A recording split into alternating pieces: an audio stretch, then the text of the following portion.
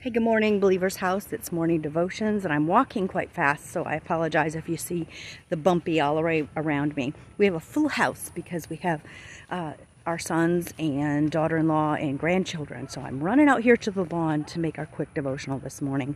This morning, our devotional is found in John chapter 14, verse 1. Actually, the whole chapter, but I only want to talk about verse 1 because it's so great. The verse says, "Let not your heart be troubled. Believe in God."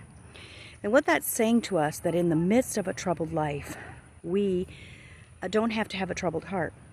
You see, when this was written, it was the time when Jesus had just told his disciples that there was a traitor among them.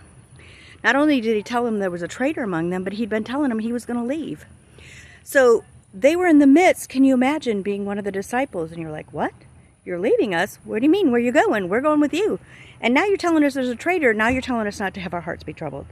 What that tells me is that Jesus knows that we live in troubled times. But he's also assuring us that even though we live in troubled times, we can have an untroubled heart. We can make a choice whether we allow our hearts to be troubled. How do we do that? We believe in God. We put our trust in him.